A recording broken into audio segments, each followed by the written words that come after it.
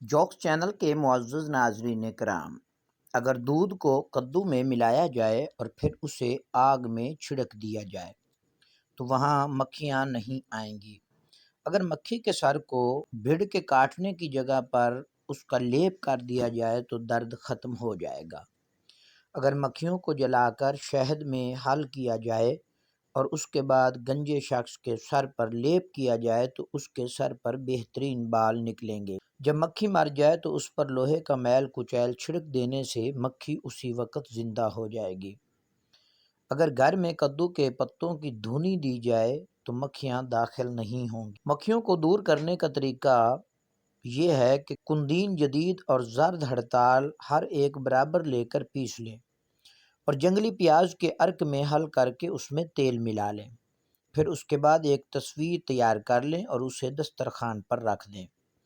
پھر جب تک یہ تصویر دسترخوان پر رہے گی مکھیاں اس کے قریب نہیں آئیں۔ اگر صادریون گھاس کو گھر کے دروازے پر لٹکا دیا جائے تو جب تک دروازے پر یہ گھاس لٹکی رہے گی مکھیاں داخل نہیں ہوں۔ اگر بہت سی مکھیوں کے سر کاٹ کر پڑبال اگنے والی جگہ پر رگڑیں تو اس جگہ دوبارہ پڑبال نہیں اگیں گے۔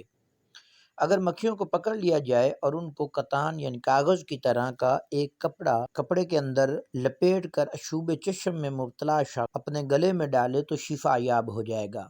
اگر مکھی کو پکڑ کر اس کا سر کاٹ کر پھینک دیا جائے اور باقی کے جسم کو آنکھ کے زخم پر مل دیا جائے تو آنکھوں کا زخم درست ہو جائے گا۔ مکھیوں کو خواب میں دیکھنے کی تعبیر کینہ رکھنے والے شخص کمزور لشکر سے دی جاتی ہے اور بعض وقت مکھیوں کو خواب میں دیکھنا پاک رزق کی نشانی ہے اور مکھیوں کو خواب میں دیکھنے کی تعبیر بیماری اور دوا سے بھی دی جاتی ہے۔ مکھیوں کا خواب میں دیکھنا برے اعمال کی طرف اشارہ ہے۔ بعض اوقات مکھیوں کا خواب میں دیکھنا ذلت اور رسوائی والے کام میں مصروف رہنے کی طرف اشارہ ہے۔ حضرت علی المرتضیٰ شیر خدا رضی اللہ تعالیٰ عنہ نے شہد کے بارے میں فرمایا کہ وہ مکھی کا رس ہے، اور حدیث میں ہے کہ شہد کی مکھی کے علاوہ سب مکھیاں جہنم میں جائیں گی۔ جوکس چینل کے معزز ناظرین کرام، مزید معلوماتی ویڈیوز دیکھنے اور سننے کے لیے ہمارے چینل کو لائک کریں، سبسکرائب کریں اور شیئر کرنا نہ بھولیں۔